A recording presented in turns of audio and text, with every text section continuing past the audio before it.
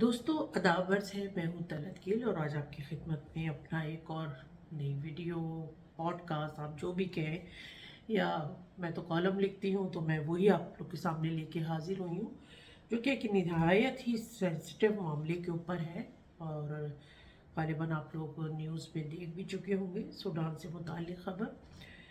और इससे पहले मैं वो आपके साथ शेयर करूँ, आपसे गुजारिश है कि मेरा channel power voice of London ज़रूर सब्सक्राइब करें और उस पर जो बेल का आइकॉन बना है उसे ज़रूर प्रेस करें, ताकि आपको मेरी हर आने वाली वीडियो टाइम पर मौसूल हो सके।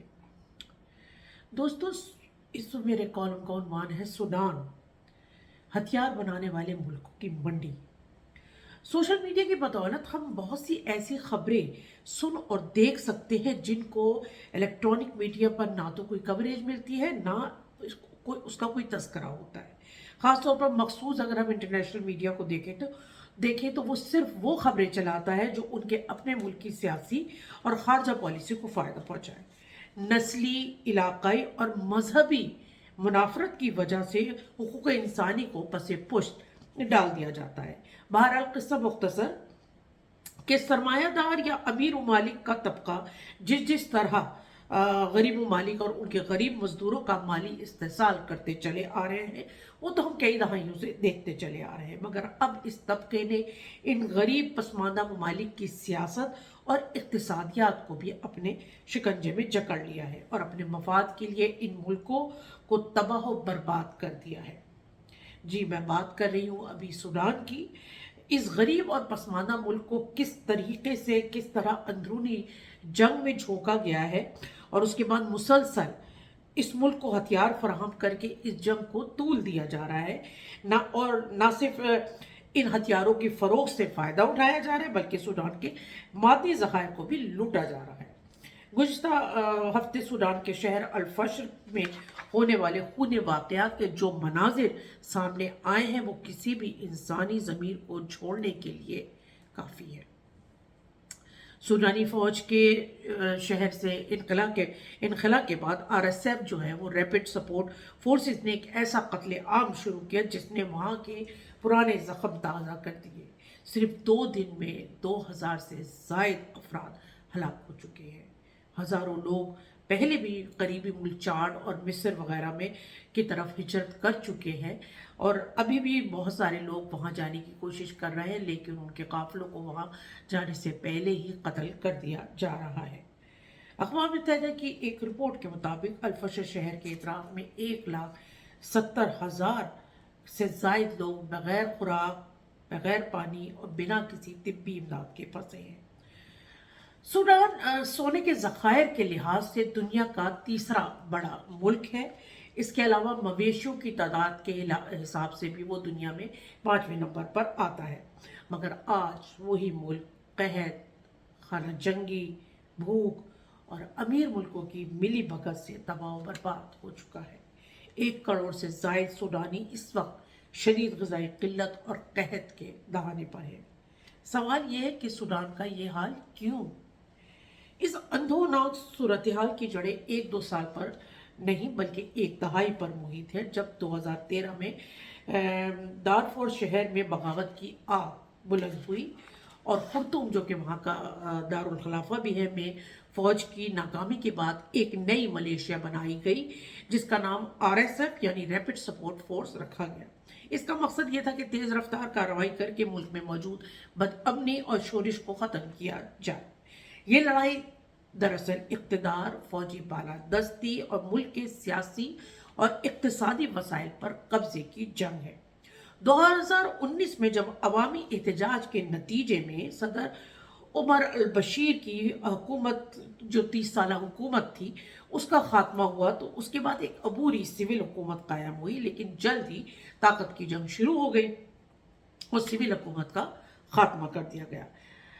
लेकिन जल्द ही यूँ सूडान के जो आर्मी चीफ थे वो और RSF का जो सरबरा था, उनके दरमियान इक़्तिदार की तकसीम, फ़ौज के इंज़माम और आइंदा हुकूमत के खदोखाल के हवाले से इख्तिलाफ़ात ने मुल्क को खाना जंगी की तरफ धकेल दिया। सूडान की मौजूदा खाना जंगी अप्रैल 2023 में शुरू हुई, जब मुल्क की 2 ताकतवर عسکری قوتیں ASF اور RSF جو ہے آپ کو جیسے پہلے بتایا کہ ریپڈ سپورٹ فورس ہے، اور ASF جو ہے وہ آرمی جو ہے سوڈان کی اس کو کہا جاتا ہے۔ تو یہ دونوں جو قوتیں تھیں وہ آپس میں برسر پیکار ہوئی۔ شروع میں یہ لڑائی خرطوم اور اس کے گرد و نواح کے گرد ہی محدود تھی، لیکن جلد ہی یہ لڑائی پورے ملک میں پھیل گئی، بلکہ مغربی حصے میں اس لڑائی نے نسلی جو ہے رخ اختیار کر لیا، نسلی رنگ جو ہے وہ اختیار کر لیا، اور دارفور جو کہ ایک امن پسند شہر ہوتا تھا آج فسادات کے باعث کھڈر بن چکا ہے۔ واضح رہے RSF ملیشیا پہلے فوج کا حصہ نہیں تھی، بلکہ یہ مسلح جنگجوؤں کا ٹولہ تھا۔ 2019 میں عمر بشیر کے خلاف تحریک شروع ہوئی تو انہوں نے اپنی حکومت بچانے کے لیے اس کی حمایت حاصل کی اور اسے ایک نیم فوجی تنظیم کی حیثیت دی، مگر 2019 میں جب عبوری حکومت قائم ہوئی، مگر پھر اکتوبر 2021 میں ایک مرتبہ پھر فوجی بغاوت کر کے سویلین حکومت ختم کر دی گئی، اور اس کے بعد ایک نہ ختم ہونے والی اقتدار کی جنگ شروع ہوئی جس نے اس ملک کو جنگ کے جہنم میں جھونک دیا۔ اس وقت فاشر شہر میں قتل عام جاری ہے۔ ASF جو فوج ہے ASF کی، اس کی پسپائی کے بعد RSF کے جنگجوؤں نے شہر میں بے رحمانہ جو ہے قتل عام شروع کر دیا، نہ صرف سڑکوں بلکہ اسپتالوں میں ایسا بہیمانہ قتل کیا کہ نہ صرف حاملہ خواتین بلکہ بچوں کو قتل کیا، بلکہ ڈاکٹروں میڈیکل اسٹاف کو چن چن کر مارا گیا، اور یوں اسپتالوں میں لاشوں کے انبار لگ گئے، گویا یہ انسان نہیں جیسے جانور ہو۔ اس صورتحال میں سب سے تشویشناک بات یہ ہے کہ 2019 سے جاری ان فسادات میں ہزاروں خواتین اور بچیوں کو جنسی درندگی کا نشانہ بنایا گیا اور ان لوگوں کی نسل کشی بھی کی جاتی رہی، مگر عالمی میڈیا اور اقوام متحدہ خاموش جو ہے تماشائی بنا رہا۔ اسرائیل جو کچھ فلسطین میں کر رہا ہے، ہم صرف اس پر ہی لوگوں کے بیانات اسی پر دیکھتے رہتے ہیں اور وہ بیانات آتے رہتے ہیں، مگر متحدہ عرب امارات، مصر اور روس کی پشپناہی سے سوڈان میں ہونے والے جنگی فسادات پر کوئی بات نہیں کرتا، اور اس کے پیچھے جو کہانی ہے اس پر سے پردہ اٹھانا بہت ضروری ہے۔ سوڈان جو ہے وہ جغرافیائی طور پر بحیرہ احمر جو ہے اس کے دہانے پر واقع ہے، اور یہ وہ راستہ ہے جو مشرق وسطیٰ، افریقہ اور یورپ کی جو ایک طرح سے یہ تجارتی شریان ہے، بڑا امپورٹنٹ یہ روٹ ہے۔ اس محل وقوع نے سوڈان کو عالمی طاقتوں کے کھیل کا میدان بنا دیا ہے۔ متحدہ عرب امارات کھلے عام اور خفیہ طور پر RSF کی مدد کر رہا ہے اور ان کو ہتھیاروں کی سپلائی کر رہا ہے۔ جو سوڈان کی فوج ہے وہ کئی مرتبہ ایسے ہتھیاروں کی جو کھیپ ہے کئی مرتبہ وہ پکڑ بھی چکی ہے، اور ٹھوس شواہد کی بنا پر عالمی عدالت میں متحدہ عرب امارات کے اوپر مقدمہ بھی دائر کر چکی ہے۔ متحدہ عرب امارات کی دلچسپی اور لالچ سوڈان کے سونے کی کانوں، زرعی زمینوں اور بحری بندرگاہوں میں ہے۔ متحدہ عرب امارات کی بہت سی کمپنیاں سونے کی اسمگلنگ کر کے RSF کو ہتھیار سپلائی کرتی رہی ہیں۔ دوسری طرف جو روسی ویگنر گروپ ہے اس نے بھی معدنی وسائل اور سونے کے بدلے وہ جو ہے سوڈان کو ہتھیار فروخت کرتا ہے۔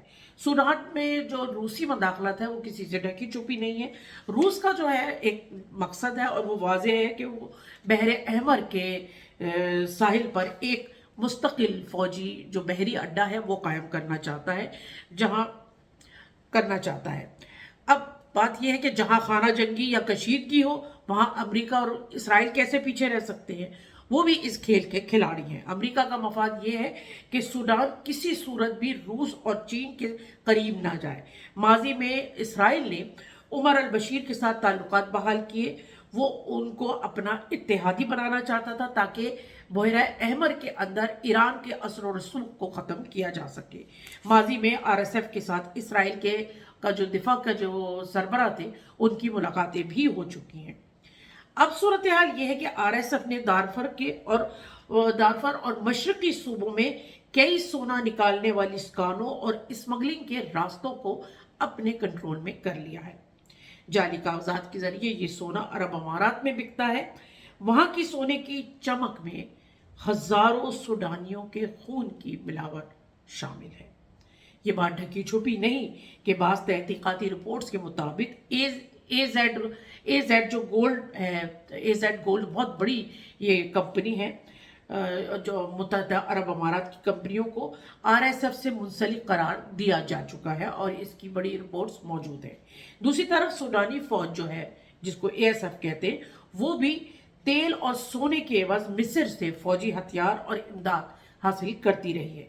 लुबे लुबाब ये है कि दोनों तरफ हथियार बनाने वाले सरमायादार ममालिक अपने हथियारों को की एक मुस्तकिल मंडी से अरबों डॉलर का मुनाफा कमा रहे हैं, जिसमें हजारों बेगुनाह सूडानियों का खून शामिल है।